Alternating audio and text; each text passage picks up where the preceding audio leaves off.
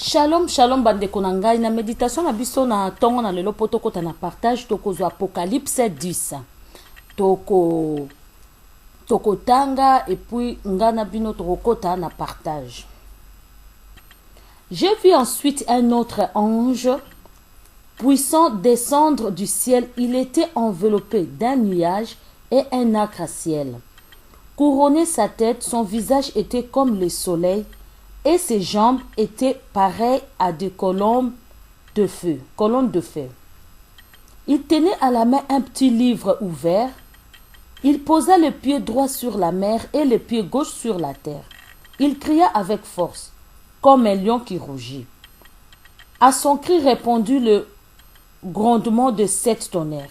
J'allais mettre par écrit ce qu'il avait dit, mais j'ai entendu une voix du ciel me donner cet ordre. Tiens secret le message de 7 tonnerres.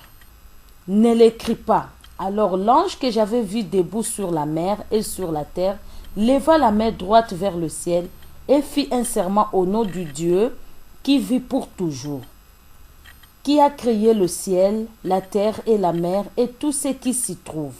L'ange déclara, il n'y aura plus de délai.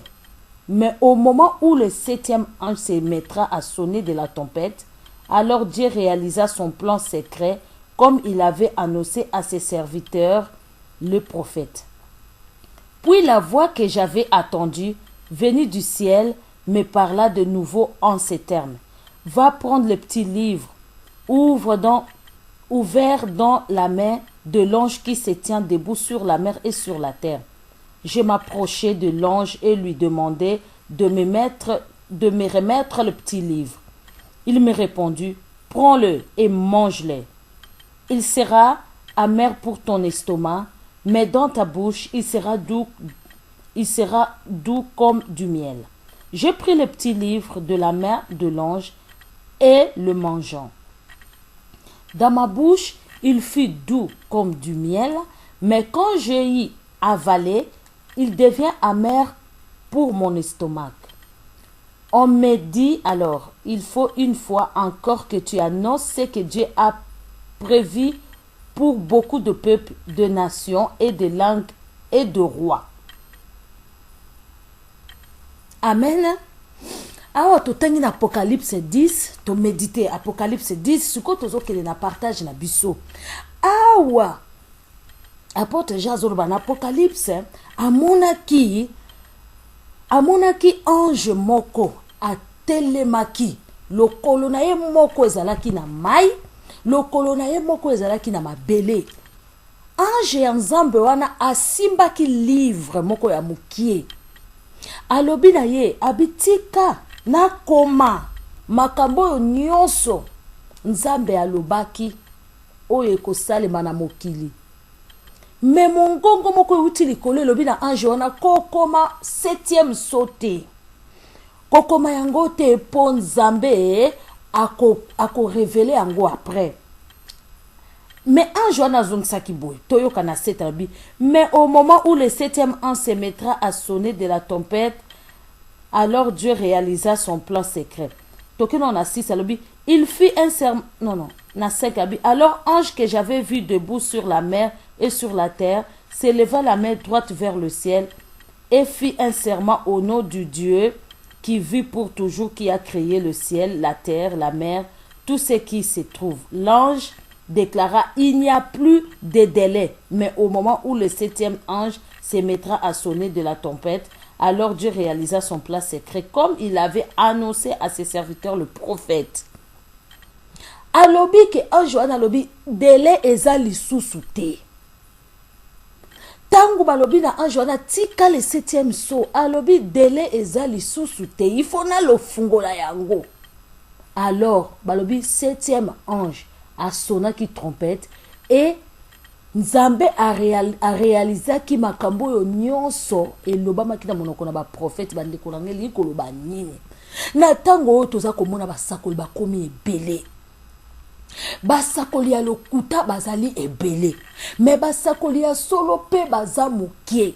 Bango basakola ki na ba oyo bakufa na ba o baza na bomoy.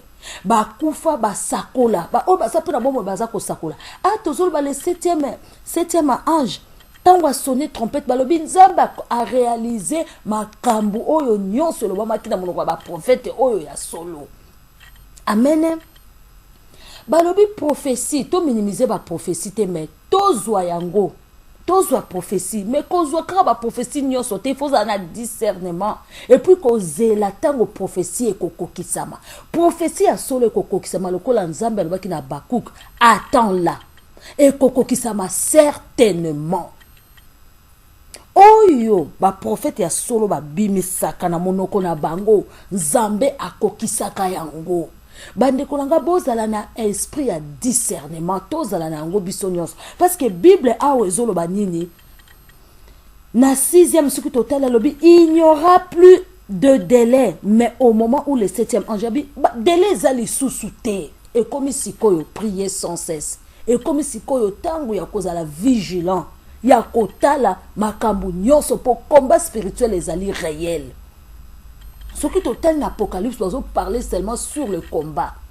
Que natango ol monguna satana pe azako tika lisusu tante azali ko tinda ba envoûtement na ye azali ko tinda ba démon na ye azali ko tinda makambo ebele tozomona makambo kilikili tokomo mona bato azako se prostituer na ba nyama toza komona likolo ya mbongo yaya to leki to mwasi na mobali baza ko bomana jalousie ezali kokota oza komona couple bazo benga ka bazali couple mwasi na mobali mais haine ezali na couple wana bolingo ezali susu te haine remplacer mona papa ayina mama pona ta mususu mama azoko zwa autant mama ayina papa pona likambo songolo o papa sala boye bolingo ezala ka lisusu te mais baza kaka place moko en couple. Bakambo eza kosalama na ndenge ebele bana baza koboma baparent na bango mpo batikala na bahéritage baparent mosusu baza kobwaka bana boti mwana bwaki mwana mpo souffrance tellement eleki baavortema eza kosalama ndenge na ndenge bamosusu baza koteka bana homosexualité ekomi na niveau moko élevé bakomi kolinga babala na mobali Bible eza ko basoki bomoni abomination de la désolation ekomi tina lié très saint boyebake arrivé à mwana moto ekoki to monde na l'église muso mona bazo permettre ba homosexuel bakota na église ezali mabete bakota mais il faut bateya bango ba bongwana. Abomination de la désolation. Tout ça comme on pasteur moko, tout ça mon pasteur mususu azali la deuxième femme, pe azali kaka na kati église. Tout ça comme on pasteur divorcé. Ministère de Dieu est comme le col loko alisano. Tout ça comme on pasteur ya lokuta, pasteur ba comme ba grand pasteur, ba grand sapeur. Tout ça comme on kombo kili, archibishop. Comme déjà archi ezali autorité suprême. Tout ça comme on a batoisa kolata kombo ya nzambe. Bamukuna les dieux. Tout ça comme on a batoisa kolata bakombo ya nzambe. Batoisa kolata ba titre moko oyo mutu akoki oyo komami na Bible te. Awa na Bible to monika toza na ba prophète. Awa na Bible to moto toza na ba berger. O bazo benga ba pasteur. Awa na Bible toza komona tozali na ba évangéliste mais ba kombo toza komona kili bref toyebi yango te ba titre honorifique oyo komi ko bima na bato na mokili bango moko bato komi ko développer Bible selon bango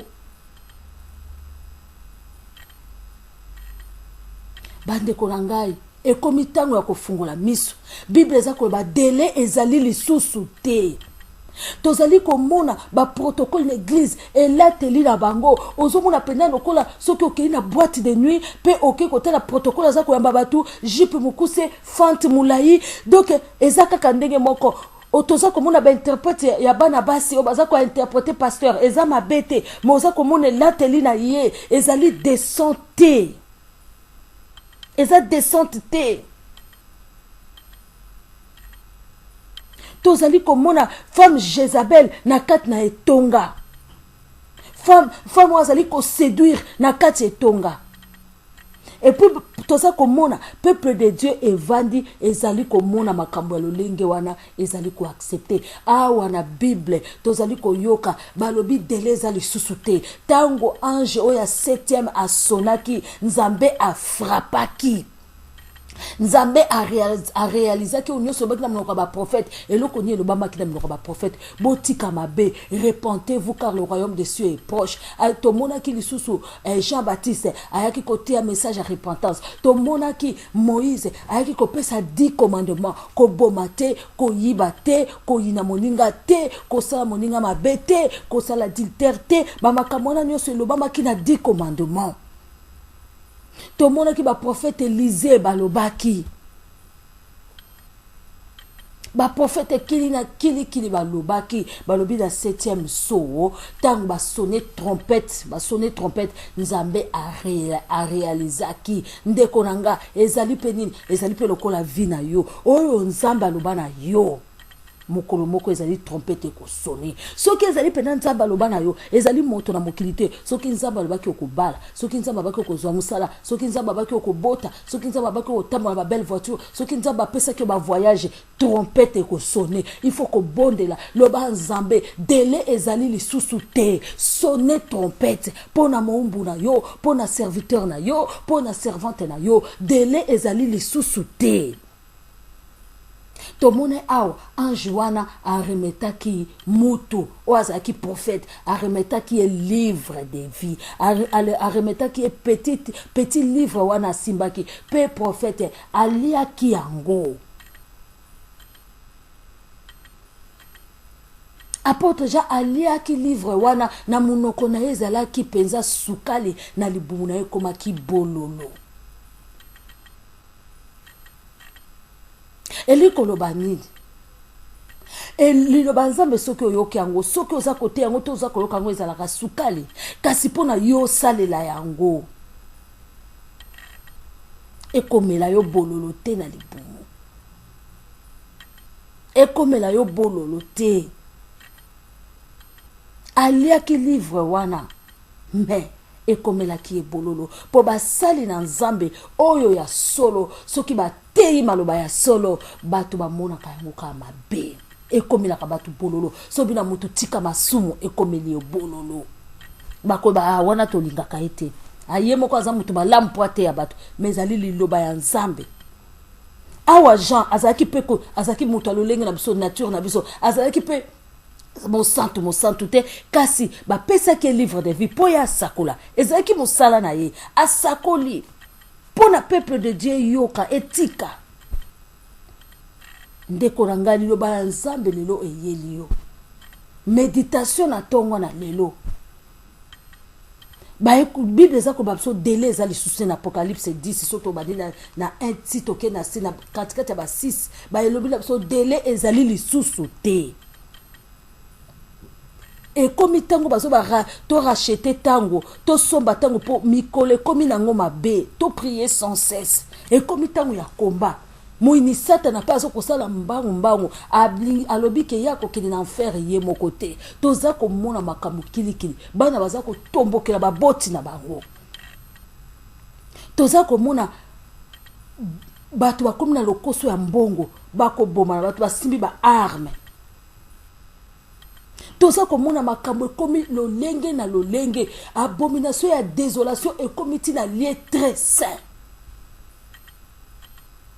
nzambe alobi toloba yo moto oza na liloba kati na yo yo moto oza na livre de vie oyo oliaki oyo ezalaki du lokola miel sakola oza na kati na église kovanda calme te benga pasteur na yo loba pasteur nazo kutana kana pasteur po za libumu pasi te kokutana kana pasteur te po balaka te kokutana kana pasteur te po zwa musala te kokutana kana pasteur te to di kutana pe na pasteur po na koyebisa eli loba na nzambe yebisa pasteur nzambe alobi etamboli na yo oyo akobeta fimbu kutana na évangéliste kutana na elenge mwasi sœur en Christ kutana na frère en Christ kokende kaka te auto prier mais loba na loba na nzambe loba maloba ya prophétie oyo nzambe alobi na kati na Bible prophétie ezanini oyo ezali na kati na Bible koyiba te koboma te kobotola bonse ya moninga te kokwea ni kobo te makambo ebele ezali koloba awa na kati na Bible toza komona pasteur aza na basi ebeye na église aza konyokola maa pasteur me biso toza kotala.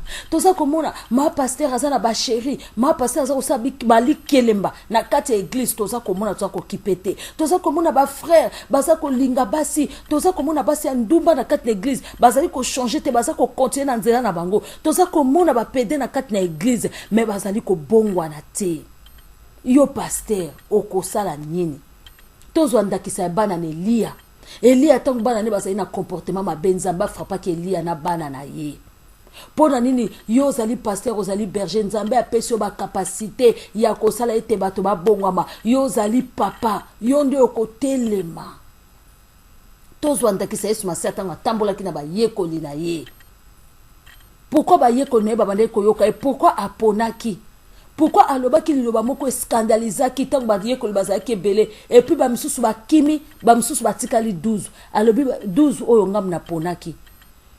Yesu tango balaki ministère na ye bato bande kolande ebele, ma préféraki 12. A préféraki bato bazala muke kasi bato baza kobanga Nzambe. A préféraki kaka full te.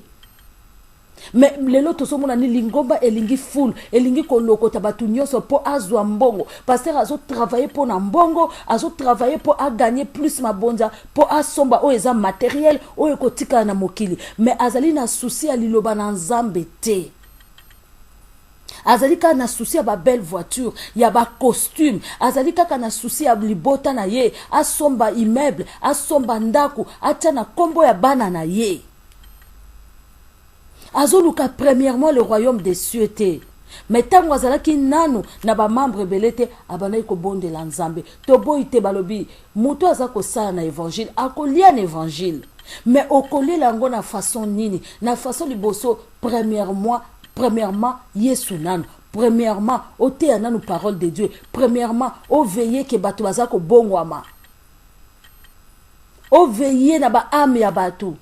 Po Yesu Masiya tango apesaki Pierre clair, waki Pierre pe me brebis na kosala yoli okokene susu ko péché te moko za pécheur d'homme. Tozo mona lolenge ba passer musu bazo bango ba gêna mingi na vie. Ba koki susu ko gêner te. Ba évangéliste mingi bazo kende porte par porte côté ya batu po bazo kende ko boma mabala ya batu. Akende côté ya kuna komi mwasi ya botoli mwasi ya batu. Tozo mona ba chantre. Makoba chantre bazo sala. Bazo yemba du gospel mais baza ko mélanger yango avec makambo na bango. Bible eza koloba na tango totika. Délai eza lisusu te. Nzambe aniko azokokisa makambo na ba prophète oyo oyo balobaki ba prophète oyo solo basakolaki. Bande ko ngai biso batu totikali kati na Yesu tozala vigilant. To bonde la tango nyonso to ba mikolo comme mabe. Combat spirituel ezali réel. Nazolo ba combat spirituel to batu bakendaka ko gêner ba 40 jours kuna. Na tangi ba église ya batu te. Mais tozo ba combat spirituel na vie na yo. Diable azo kolinga ko bloquer yo pona ete yo zalaka faible. Azo kotisa ba confusion, même souci, même pas ses alliés. Tellement bondela, même ba facture elekio, même ba problème elekio, même li bala na yo za ko ninga na kotala yango te, même ba CV na yo baza ko zona musala te, tika yango nanu de côté, banana no ko bondela, banana no ko sala o ezali volonté ya Nzambe. Pona tango o to komi, soki Nzambe azali na kana yo te, okolonga te. Benga pena Nzambe, bondela Nzambe azala na kana yo. Sala makambo ezo sepesa motema na epo Bible za ko ba fête de l'Éternel te délice, il te donnera ce que ton cœur désire. Tota la susu bato na mokilité. Elike na bato na mokilité kasi tocha elike na Nzambe. Tocha na première position po ya kote la biso po muto atelemi siko ezali satana. Nzambe atelema pena na bomo na po yo longa. Nzambe apambola yo